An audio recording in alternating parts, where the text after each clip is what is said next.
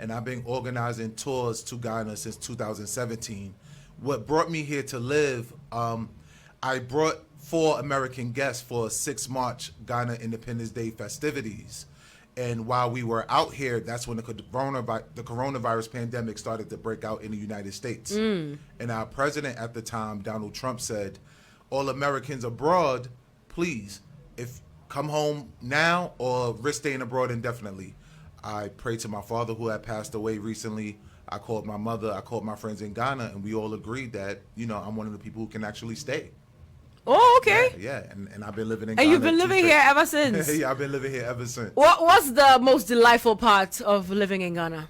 The people, the sunlight, the culture, the music, and being away from systematic oppression and racism in America. That's always the elephant in the room. In Ghana, every day I wake up just being a man. I'm not a black man in America. I call it all black everything when I talk to my American friends. Black news anchors, black politicians, black entertainers, billboards, black advertisements. Yep. In America, we rarely see anything other than athletes and actors and other entertainers. We don't see the business owners. We don't see us in parliament. We don't see us as the main politicians taking care of black American rights. So just being able to see what black excellence can do without the hindrance of systematic oppression. I know Ghana has a history of colonialism that still affects Ghana to this day. However, just being here happy and it's a blessing. I like that. You talked about the bits and pieces of colonialism being represented in Ghana today. Which parts of it have you seen? What have you spotted? Well, it's just still, I know that when people bring their issues of finances, me being a black American, knowing what systematic oppression is about, I still to this day point my finger at the previous effects of 1957. Okay. What was going on prior to that as why our African countries aren't as rich as, European countries. While the CD is, 7.8, 7.6 right now. I still look at, European influence as the reason, Asian influence as the reason. I don't really point my finger at Ghanaians per se. Really? Because I would have said, we've had independence for well over 60 years, right? And so we've had the opportunity to run our own affairs. Isn't it possible that perhaps it may be something that we haven't done rightly, if I may say, to get to the point that we feel like we should have been or we should have gone into right now? Absolute independence. Well, when you're dealing with countries like America, who's had independence for 300 and something years, 1776, countries like the UK, that's, on record, been 1,000 years into, right, having their money and their finances organized. The military doesn't have the power. Anytime other countries, you look at Gaddafi, make moves to make one African currency, all of a sudden they get bombed, or the CIA infiltrates. I didn't think I'd be talking about this. No. But this happens. As a black American, this is but actually this is really what started my passion back in 2014, 2015 to want to visit Africa, to want to get away from America, which you still hear a lot of people were saying recently as George Floyd. Yeah. My father was teaching me about African spirituality and returning back to Africa when I was as young as 5. Oh, wow. There was the death of the first person who said, "I can't breathe." His name was Eric Gartner, and that was in 2014. And that's when Black Lives Matter started, when it was still innocent, when it was still just the words, not any political affiliation behind it. And sometimes we may look at what's going on now and point the finger at now, but we have to know that behind the scenes, there's a lot of wealth.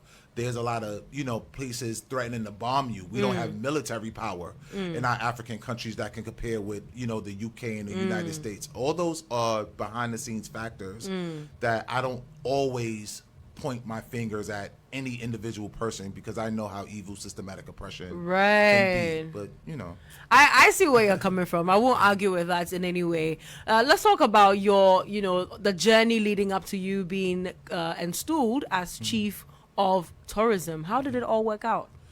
Well, when I moved to Elmina, May of 2020, I stayed in Accra for a month. I stayed in Abri Botanical Gardens for 3 months, and then I moved to Elmina. I really found a connection with the family there. Okay. In 2019, I met one of the tour guys at Elmina slave dungeon named Alex, and usually Ghanaians and Africans, because I travel a lot, they want to meet me. They want to know who I am. But this was the first time, one of the first times where I said, I want to know who that person is. This person wasn't a personality. He was just a tour guide. I was like, I like this brother. There's something about him. I want to be his friend. And then we became friends. And then, you know, he asked me to come visit him. I came up and visited him, and that's when he told me he was part of the royal family. And he said, I'm going to make you a king. I was like, oh, I don't want to be a king. I don't want to be a chief, anything like that. I know what, you know, Nkosonhenis are and Butuhens are. I don't want that, you know? Yeah. But I really joined the family. I got to know them. I go to all the family meetings. I pay my my dues every month. So you're literally a part of the family. I'm really a part of the family. I pay the funeral fees. Yeah. Then I contribute. I help. You live with people 2 years. You have disagreements, and I felt like I was dealt with fairly. And I really became a part of the family, and they honored that. Even with my stool is a real stool. They took me to Nsrahwehen, the paramount chief of Elmina, and you know he told me in front of everybody that he's making my stool a part of the traditional council. Nice. He said over time he's going to have me gazetted and sent to the National House of Chiefs, because you know I was somebody who took being a part of the family seriously. I didn't click up with other Americans. I embraced my Ghanaian family like the village. I walked through the village. You know, you've been living there for 2 years ish, right? Yes. In Elmina. Yes. That's what it is. Iture, the subtown. Okay. Iture, Elmina. I'm literally about a 20-minute walk from Elmina slave dungeon, 5-minute drive, maybe about 20-minute drive from Cape Coast slave dungeon. So I'm really known in the central region in those areas. I see. Yeah. Have you made any interesting discoveries in those areas? My town, Iture. My town, Iture, is actually a very powerful place. It's a place where the three waters meet: the Atlantic Ocean, the Gulf of Guinea, and Sweet River. So Iture is actually the gateway to Elmina. You can't get to the slave dungeons. You can't get to Elmina town coming from Accra without passing through Iture. them. Yes. I see. Yeah. It also allowed me to visit Western region, so I go to Nzulenzu village. A Nice. lot of things that people don't make it, you know, tourists don't make it that far out to. You think so? Most tourists don't make it out to Nzulenzu, not that far out. Oh, really? What do Yeah. you think may be the reason? Because I think I've seen a number of people go there. It's one of those notable tourist sites, you know, on water. You know, it's kind of like, it's a very interesting phenomenon. So I'm surprised that people don't go there. It's just a far drive. Okay. It's the drive. Like if Right. you really drove from Accra, Nzulenzu might be 12-15 hour drive. That's a long one. Yeah, You probably yeah. want to make it like a weekend trip sort of, Yeah. so you're going from town to town. That's how we you do know it. exactly. That's But how but we if you do don't have that much time, then it means you can't do that and you can't see Nzulezu. I see. How many countries have you been to so far? I've been to 12 African countries. Okay. My tourism company, we do Egypt, Ghana, Kenya, Nigeria, Rwanda, and Uganda. Okay. So those are the countries we service. But Right. you know, I've been to Togo, Benin, Cote d'Ivoire, South Sudan, a few more. I Yeah. see. Yeah. Why are you focusing mainly on these selected countries? You know, just the ones that I go to and I get a good vibe from. I may meet the certain people because at the end of the day, I am American. You know, I go to certain countries. I do one-day tours. Maybe I do a layover at the airport, and then I just go by the connections that I meet, or just like safety. Yeah. When it comes to tourism, people think tourism is just taking people from one place to another. But tourism is planning, budgeting, financing, security. And like I tell people, it's not only protecting your travelers from the countries that you visit, you also got to protect the country you visit from That's travelers. true. Because as true. Americans, we come out there fighting and trying to manipulate people and trying to take advantage of people in a minute. You know, especially in the realm of relationships. Yeah. So it's about being organized, being structured, and protecting everybody involved. So it's a win-win for everybody, not people just coming out and exploiting people either way. Makes sense, absolutely. Would you say that you living with us has given you that sort of insights to understand to protect the people as well? Yeah, you know, I'm American. We tend to be violent people, and Ghana is listed as the second safest country in the world. I remember a story when I first started getting here. I seen some Ghanians arguing, and me and my American friends were like, all they do is talk. Oh, wow. They don't ever do nothing about it. And then it hit me. I was just like, no, that's because Americans, we're sick. We're violent people. We, respectfully, like, we would throw a punch. We would push. We would get into these stories that you hear on the news. And it taught me that you can actually have verbal altercation and it doesn't have to end violence. And it doesn't have to be permanent. I hate you forever for the rest of my life. It can actually be reconciliation. So even being in Ghana, it's calmed me down. It's made me a better person, and it really helped me care about people even more, and it helped me be a more forgiving person because I've been stern in the past. Yeah. Can you give me any any story, any time during your stay here when you went through something that actually calmed you down? I'm sure it was a journey, but one particular story that got you, perhaps you found yourself arguing with someone and then someone said a good word or something. Do you remember any story like that? There's always constant reminders. Okay. I remember one time somebody had kind of scammed my friend out of some money. And they was talking about they didn't have the money no more. But you knew that he scammed. The person had a brand new phone. We knew. And he was like, sorry, I didn't mean to spend the money, and coming with excuses. He invested in the person's business. And I'm sitting here like, yeah, but that brand new phone you got looks nice. Pointing, it's the fingers. I'm hinting. I'm like, it's nicer than your phone, brother. Yeah. Yeah. And I think in America, he might have got his phone snatched. Oh, wow. But it was kind of like, we're here, be calm, understand that sometimes when as Americans, we don't understand if we pull out money sometimes, we might be pulling out 3 months, 6 months, a year's salary. Especially when you're out in the central region, especially as you go further away from a crowd, and we don't understand those things, and we just being us, right. Especially we talked about it before. I'm from Harlem. We're flashy. We talk. We dress, and we walk around with our phones in our hands like it's nothing. These phones cost 10,000 CDs sometimes, 11,000 CDs sometimes, and it's like you got to understand. It's not about trying to be secretive, but you may not be doing it on purpose. Okay. But to some people, you're filthy rich. And you have to be mindful that you're in a country right now that the CD is 7.6, I think, to $1 American dollar. And if you're somebody like me who finds a way to have American dollars still coming in, euros still coming in, you're living a wealthy life that other people can only imagine. So if they ask you for money, it's not them begging for money. Right. They're seeing somebody that they, if you see somebody envy you, it's not they just envying you and you're on the same level like some of the issues we have as Black Americans. You're really financially, let's say, classism, let's say, right. It is a difference. So you can't just judge anybody just because they may rub you the wrong way. Right. That's actually very deep. That's really deep. Interesting. I can ask you so many questions, but I'm gonna stick to the point.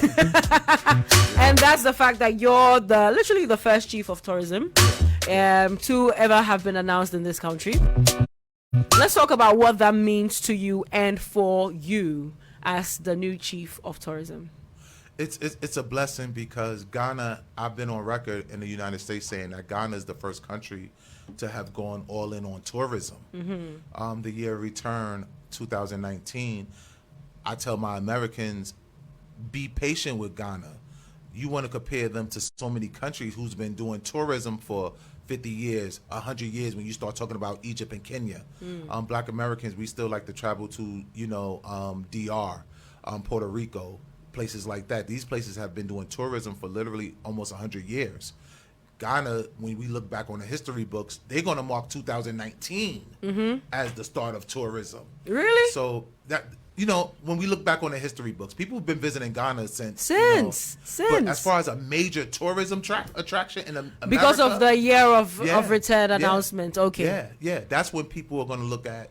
Ghana is, prior to coronavirus and where we're getting back to now in Black America, Ghana is becoming a real option. And that's what I want to encourage other tour operators, people who are focused on tourism. Like, we understand that coronavirus may have, hotels may have put you in a bind. You may have expanded your budget for 2020 only to have those things shut down. But in the United States, people are starting to travel again and people are going to come back out.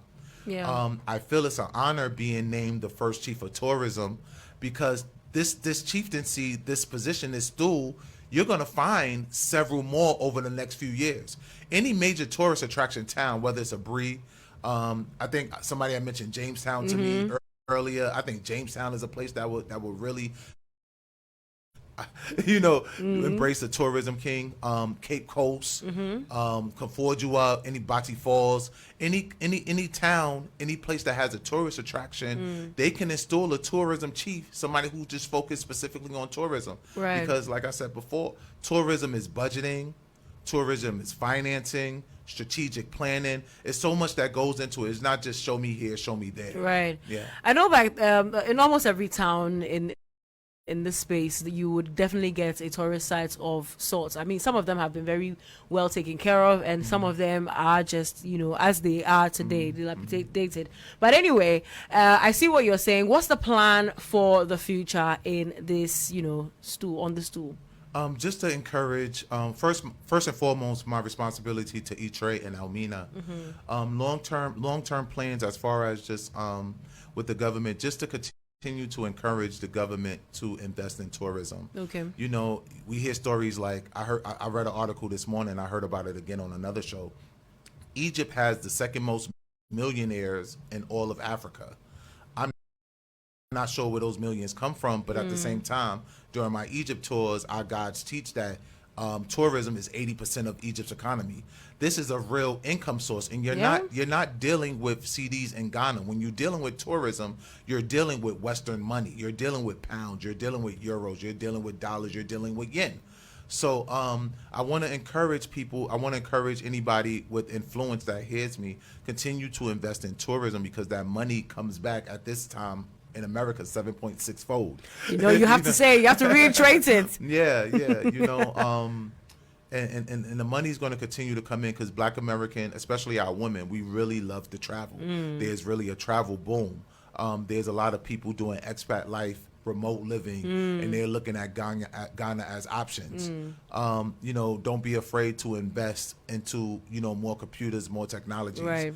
I had a group of 51 just 2 weeks ago, and it was frustrating for some of the places where bartenders and hostesses were taking 51 orders on a piece of paper. Yep. Yep. And one of the few places that actually had computers went a lot smoother when it was coming down to like taking orders and stuff. So put yourself in position to where your marketing, branding, that's another part of tourism, marketing and branding. I'm here branding myself. This is branding. This is not marketing. I go to America to market. I post to America to market, but I'm here in Ghana to build my brand. Right. And investing and focusing on tourism, it had so many gates. That it's something that can bring so much money, so much organization, so much infrastructure, that it would be a blessing and benefit to the country as a whole. Nicely said. Very, very, very well said. Thank you so much for that. Don't forget the nightlife. It's imperative. The music. It's imperative. The food. It's imperative. You speak of music. This is the second time you've talked about music. I love music. Where are you? Heading towards? Is it Afrobeats? Is it High Life? Where are you? I think High Life. High Life, eh? Yeah, I'm an optimistic person. Oh, what? High Life, optimistic. Are you saying Afrobeats is not? It is. It's fun. I love everything. I love everyone and everything. Okay. I just like the name High Life. Okay. All right. I get you. Yeah, Any one particular person you're listening to right now?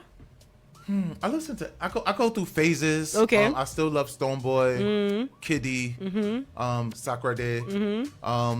A lot of people couldn't cover my story because they was in France. You can't blame them. They're doing their thing as well. Yeah, they're doing their thing. Yeah. There's a lot of love. I like AK Songstress. I like Miss V. I like Wendy Shea. Nice. I like so many artists. I like Kwesi Arthur. That's it. Black Sheriff. Hey, like the name. I miss Ebony. I yes. came to one of my trips to Ghana was February 12th. Ebony passed away February 8th. Oh, right. And I mourned with the country. Right. So I have a lot of love for Ghana. Ghana's really been Ghana saved my life, man. I was doing good. I was having fun.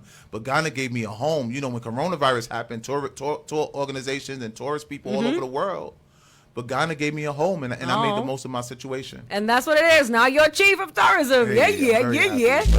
Great one there. All right, now, so your final words to your listeners, if you have any message for them, let her go. You can find me on Instagram, Rashad _McCrorey. to do that easier, hashtag too black, too strong, Okay. TOO black, TOO strong. I'm verified on Instagram, so you'll know it's me. And if you're an entrepreneur, people who want to invest in business, you know, be strong, you know, look to online features, because that's the way to get ahead. You know, it's great to invest in physical businesses on the ground, but online is the real playing field. Don't be afraid to go after dollars. Don't be afraid to go after euros. Don't be afraid to go after pounds. Be strong, be happy, be blessed, and, you know, stay safe. Yeah, that's it. And stay safe. Very important. Very important. You need your life to be able to make some money, isn't it? That's it.